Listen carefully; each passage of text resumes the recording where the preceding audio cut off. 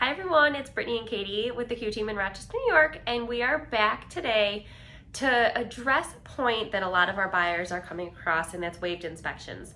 So the market's super competitive right now, and a lot of people are trying to make their offers as attractive as possible to the sellers, and one way to do that is for buyers to waive their inspection. So we wanted to talk about when you're at your initial showing, looking at the house for the first time, things that you can look at ahead of time so that you might feel a little bit more comfortable if you are considering waiving your inspection.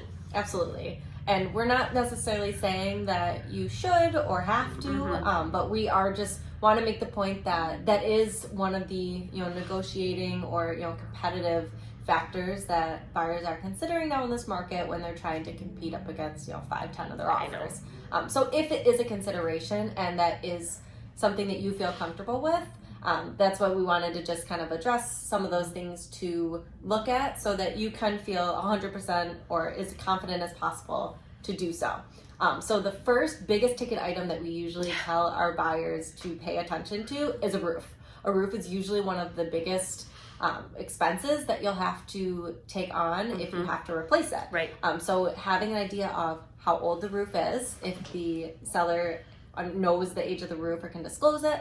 If they don't know, then we usually try to do some research from prior listings and really take a good look to see, do we see curling in the roof? Do we see signs of wear and tear, missing shingles, missing tabs, things of those nature to kind of give us an indication of, is this something that's near its end of its life, or is this newer? Does it look in good shape that we'll get a lot of time on it? And a lot of the times we do see in a property condition disclosure that the seller doesn't know the age of the roof. And sometimes people think well, then maybe it's older. Well, sometimes they just don't know. Sometimes they just have no clue. Right. They could have bought it 3 years ago. Or bought it from an estate, or there's so many reasons that somebody could not know, which is why Brittany mentioned we can go back to previous listings and see if ever has the age of the roof been disclosed, and kind of get an idea of age from there. Second point that we want to address is your bigger mechanics. So your furnace, your air conditioner, if there is one, your hot water tank. When you're in the basement, check for a maintenance log on the furnace. See if the sellers have it maintenanced regularly, if they've ever had it maintenanced. Sometimes there's an install date on there. Not often, but sometimes. And with the hot water tank, you should be able to see on the sticker the manufacturer date most of the time. Yep. And then the AC, you can usually just tell when you're walking around outside. If it looks like it's seen better days, you might need to budget for repair. If it looks like it's been maintained and not completely rusted out, then you might have some years left on it. Perfect. And we've seen a lot of furnaces, a lot of AC units, a lot of water tanks. So we kind of know, what are the newer styles, what are the newer units. So even if we don't, and the seller doesn't know the age, we have a good idea of, okay, this looks like it's a newer unit. It's high efficient, it's 95% efficient, it's probably, within the last 5 to 10 years, or things of that nature. So we can at least kind of guide you in the right direction if we don't know the exact age. But a lot of times sellers will know the age or at least have a rough idea so that we kind of know that going in. And we have a good idea of the cost of repair. So if it is something that is a little bit older, we can say, hey, it might be in fine shape. You might get a couple years out of it, but budget, $2,000 to $3,000 or something along those lines, just so we have an idea moving into it. The next thing we also wanted to address is windows. Those are sometimes a big expense for buyers as they move into something. So if they have really old or really in not great shape windows, we want to make sure that we know that and at least know going into it what we're working with. If they've all been replaced, then it's even better, and we kind of know that that won't be an expense in the near future. And a lot of people don't even think to look at the windows when they're walking through. So what we try to do is say, oh, these windows have been replaced, oh, these are vinyl replacement windows, or oh, these are older windows, they might be a little drafty, you might want to go through a season, see how they hold up, see if you have to put plastic over them. If you do have to put plastic over them, maybe next year you budget to replace all of them or just some of them, whatever your finances can handle in that year.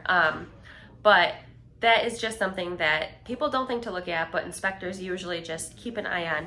And also cracked windows sometimes. So if there's a crack in a window and you're going to be waiving your inspection, you will want to just know that it's there so that you can budget to replace it on your own down the line. Definitely.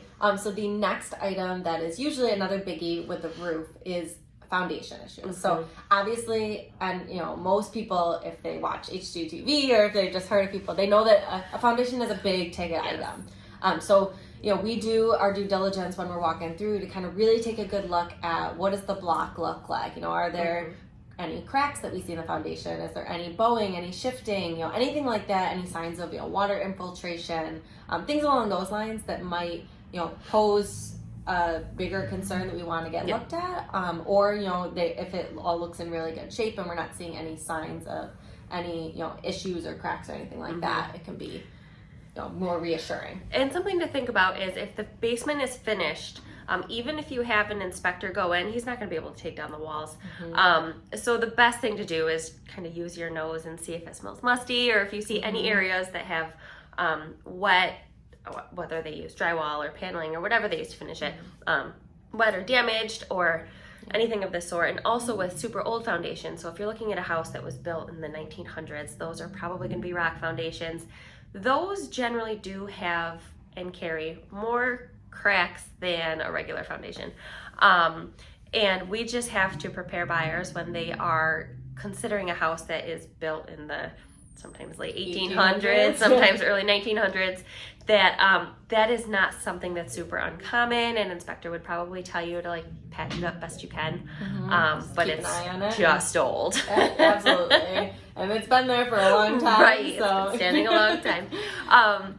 So as you're walking around the outside of the house, obviously you're gonna look at the roof, take a look at the siding, see if there's any missing pieces, any cracked pieces. If it's a composite siding, check to make sure that all of the pieces are sealed and there's none that have anything exposed that the water could further deteriorate it. And check the grading. So a lot of houses, the inspector will tell you don't have the grading of your gardens or the grass go into the house, because then water's gonna sit there and it could penetrate into your basement. That's just a common thing that inspectors bring up, so we always try to point it out when we're walking around a house at a showing. Budget for some dirt and grass seed. Yep, and that's usually a pretty easy fix, just to kind of keep everything pitched away from the house, keep the water away. And we live in Rochester, New York, so we get rain, we get snow, we get melt. So just keeping that in good shape is important. Speaking of water too, one of the things that which a lot of the times people won't do in a typical showing that because they know it would be done in an inspection, is kind of run all the plumbing fixtures, take a good look, make sure there's no leaks that they see anywhere, and really do a thorough look at everything when we're walking through, to check all of those little things. And a lot of those little minor faucet leaks or something like that is usually not a deal breaker in any sense, even in an inspection, but it's good to kind of take a look at those things. And what we're really looking when we're doing these very thorough showings, when you're considering, do I want to do an inspection or not, is really looking for deferred maintenance. Yes, that's a big one. So, yes.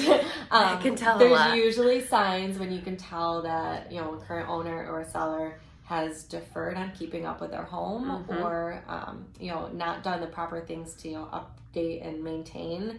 And those are the types of things that if we do see a lot of deferred maintenance, then it's a good thing to kind of take into consideration when you're deciding, do I want to have an inspection or not. Agreed on all of that. And back to the plumbing real quick, is something that you can look for underneath the sinks is when you're running the water, if you see that the bottom of the vanity underneath the plumbing is warped or looks like it has old stains, it could mean that the seller's fixed it, but it could also mean that there's an active leak. So if you know a plumber, fantastic, maybe address it, have them come over, look after closing. And if not, just know that it's possibly something that you could have to take care of at your expense after closing, should you choose to waive the inspection. Absolutely. So I hope that these couple tips give you a little bit better idea of kind of what we really go through in this market when we're looking at things, and if possibly not doing an inspection to make your offer stand out above the rest is an option, then these are the types of things that we're going to make sure that we do our due diligence so that you feel as comfortable as possible, knowing that your big ticket items seem to be in really great shape and you can feel confident moving forward. The best we can with what we've got. Absolutely. So any questions, anyone that's in this market that you think might find this helpful, please share, comment, and we will get back to you guys with a part 2. We're going to be discussing on the opposite end, a seller's end, what they can do for you guys as buyers to really feel confident and comfortable that if waiving inspection is an idea, how they can kind of help out with that. Right. So tune in next week for That's that. right. Bye, guys. Bye.